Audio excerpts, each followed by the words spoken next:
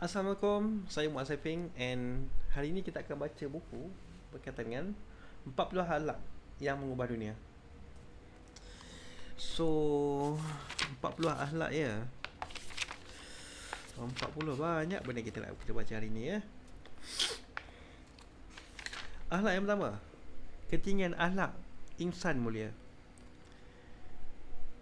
Akhlak Rasulullah telah dibentuk secara langsung oleh Allah SWT menerusi wahyu sehingga Allah memuji baginda dengan firman yang bermaksud, dan sesungguhnya engkau mempunyai akhlak yang tinggi. Surah Al-Qalam ayat 4. Akhlak kedua, membenci kejahatan. Daripada Abu Sa'id Al-Khudri radhiyallahu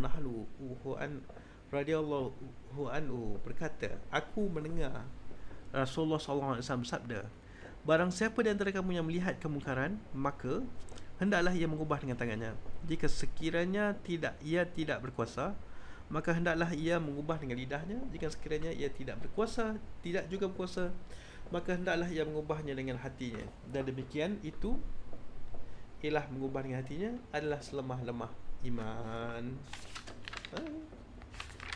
So akhlak ketiga apa pula?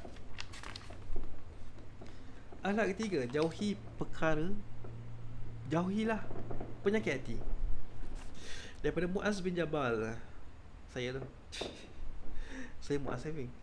Daripada Muaz bin Jabal radhiyallahu anhu bahawa Rasulullah sallallahu alaihi wasallam bersabda, sukalah engkau, hai Muaz, aku kabarkan tentang asas perkara ini, asas agama Islam dan tiang-tiangnya serta puncaknya. Lalu Muaz menjawab, baik ya Rasulullah. Nabi SAW bersabda, asas perkara ini adalah Islam dan tiang-tiangnya adalah sembahyang dan puncaknya adalah jihad. Kemudian Rasulullah SAW bersabda pula, sukakah aku kabarkan kepada engkau punca bagi yang demikian itu semuanya? Aku, Muaz, menjawab, baiklah ya Rasulullah. Lalu Nabi Muhammad SAW memegang lidahnya sambil berkata, peliharalah ini baik-baik. Aku bertanya, ya Rasulullah, apabila kami akan disiksa apakah kami akan disiksa dari sebab lidah kami? Lalu Nabi Muhammad SAW menjawab, bukankah ramai nantinya orang yang akan disungkurkan, iaitu dicampakkan ke dalam neraka adalah berpunca daripada kerana mulut mereka sendiri. Wow. Kita ingatkan macam perbuatan yang haram, perbuatan yang Allah tak suka dan sebagainya. Tapi mulut orang mulut sendiri. Ramai nanti orang yang akan dicampakkan ke dalam neraka membuca daripada mulut dia sendiri. Aduhai. Kesian kan? Sebab kalau addiction, peliklah juga kan, berhentilah jadi yang baik. Tapi mulut kontrol lah sikit kan. Janganlah cakap benda pelik-pelik ke orang. Tapi itulah kan manusia dan ujian dia. Akhlak keempat, bersikap merendah diri. Telah datang seorang lelaki kepada Nabi Muhammad SAW lalu berkata, ya Rasulullah, tunjukkanlah kepadaku suatu amalnya apabila aku kerjakan dikasihi aku oleh Allah SWT dan dikasihi aku oleh manusia. Maka Rasulullah SAW kata, hendaklah zuhud pada dunia, nescaya kau dikasihi Allah, dan kau zuhud pula apa yang ada di sisi manusia, nescaya engkau dikasihi oleh manusia. So okay. Kejap. Zuhud tu apa maksudnya? Zuhud tu adalah orang yang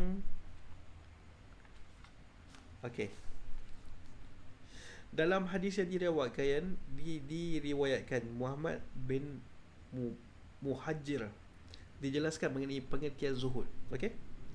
Bukanlah zuhud pada dunia dengan mengharamkan yang halal dan tiada pula dengan mengia-ngiakan harta. Akan tetapi zuhud padanya ialah engkau lebih percaya kepada apa benda yang ada di dalam kekuasaan Allah lebih daripada apa yang ada di tangan kau sendiri, dan adalah hal engkau dalam masa kesusahan Sama seperti hal engkau dalam masa tiada kesusahan, dan adalah pula orang yang memuji dan mencela engkau ada dalam kebenaran sama saja nilainya di sisi engkau. Okey. Alat yang kelima, hindari penyakit tak buruh. Ya Allah, sesungguhnya aku berlindung dengan engkau dari hembusan sombong. Daripada hadis Abu Daud dan Ibnu Majah. Alat keenam, hindari doa orang yang dizalimi. Daripada Abnas Ibnu Abdah daripada Ibnu Abbas radhiyallahu anhu berkata bahawasanya Rasulullah sallallahu alaihi wasallam mengutuskan Muaz ke negeri Yaman untuk menjadi amir dan qadi. Lalu baginda bersabda kepadanya, hindarilah doa orang yang terkena zalim, maka sungguhnya tidak akan ada antara doanya itu dan antara Allah sesungguhnya tidak ada antara doanya itu dan antara Allah SWT sebarang benda yang menindingnya. So berhati-hatilah ya. Oh, banyak ni. Oh, alat ke-6 dah minit ke-6. tu lah. Alat ke-7, wasiat-wasiat penting. Wasiat penting. Wasiat penting ni dia macam memberi nasihat dan petunjuk kepada sahabat-sahabat kita lah. Ada kalanya nasihat itu berbentuk umum dan kadang-kadang disampaikan kepada yang seorang sahabat saja, atau kadang-kadang kadang-kadang disampaikan kepada sahabat-sahabat untuk kelak disampaikan kepada orang. Okay. Wasiat-wasiat penting ni ialah apa benda yang ada dalam hadis, apa benda yang ada dalam Al-Quran, apa benda yang disampaikan oleh Rasulullah SAW. Beritahulah pada orang-orang lain. Perbanyakkanlah baca Al-Quran. Alat ke-8, tinggalkan perkara yang meragukan. So sekarang ni kita di tahap yang dalam kita mudah faham lah kan apa benda yang cuba nak sampaikan. Tinggalkan perkara yang meragukan. So itu alat ke-8. Kita akan terus pergi ke dekat bahagian depan sekali. Kita baca terus daripada kisah kandungan Berlaku adil terhadap yang muda, persaudaraan Islam, menyebarkan salam, menghormati perempuan, menundukkan pandangan, larangan berjabat tangan antara bukan muhrim, cinta yang tulen, menghormati tamu, sedekah menghapuskan dosa, mencari rezeki yang halal, mintalah fatwa kepada hati. Kepada siapa kita harus takut? Kepada Allah SWT lah. Gemar berfikir, mencintai kebaikan, kenali Allah pada masa lapang, sifat malu, ilmu memudahkan jalan ke syurga, manfaatkan tidur, teguh pada pendirian, ilmu yang bermanfaat, seni yang tidak melalaikan, memuji dan membesarkan Allah, keutamaan sabar, bersikap tolong-menolong, keutamaan ikhlas, menjaga kesihatan, menjaga kebersihan, kewajipan menuntut ilmu, bersikap pemurah, mencintai pendamaian, hati sebagai raja, dan keutamaan doa. So kita ada masa lagi sikit lagi ni. Okey lah, kita cuba pergi mencari info-info menarik sekarang. Hati sebagai raja. Okey, itu macam mana tu? 158. Oh, okey. Ketahuilah bahawa di dalam badan ada sekutu daging. Apabila ia baik, baiklah seluruh badannya, dan apabila ia rosak, rosaklah sekaliannya. Ketahuilah itulah yang dikatakan hati. Okey. Apa lagi? Gemar berfikir, 87 87. Fikir pasal apa tu? Tidurnya orang alim itu lebih baik daripada ibadahnya orang yang jahil. Siapakah golongan pemikir itu? Allah Subhanahu Wa Taala berfirman, Allah menganugerahkan al-hikmah kepada sesiapa yang dikehendakinya. Dan sesiapa saja yang diberikan al-hikmah itu, ia benar-benar telah dianugerahi kurnia yang banyak. Dan hanya orang-orang yang berakal yang dapat mengambil pengajaran. Itulah, kalau benda baik berlaku kat kita, kalau kita tak cuba untuk ambil pengajaran pun tak boleh juga. Apa-apa pun Kalau kita tak mampu nak belajar apa tersirat yang berlaku, sekurang-kurangnya kita bersyukur. Alhamdulillah. Sesungguhnya dalam penciptaan langit dan bumi dan silih gantinya malam dan siang, terdapat tanda-tanda bagi orang yang berakal, yakni orang-orang yang mengingati Allah sambil berdiri atau duduk atau dalam keadaan baring, dan mereka memikirkan tentang penciptaan langit dan bumi sambil berkata, ya Tuhan kami, tidaklah engkau menciptakan ini dengan sia-sia, maha suci engkau, maka peliharalah kami dari siksa neraka. hmm. Nak kita ambil kita tu. hmm.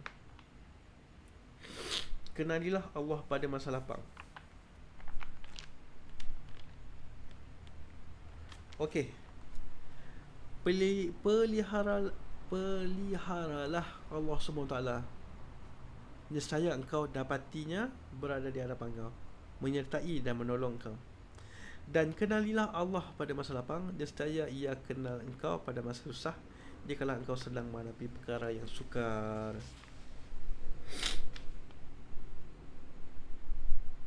Kerana Allah SWT bukan sekadar mengetahui nama dan sifat-sifatnya, tetapi wajib ingat serta sanggup berkhidmat kepadanya, memenuhi segala perintahnya dalam segala keadaan.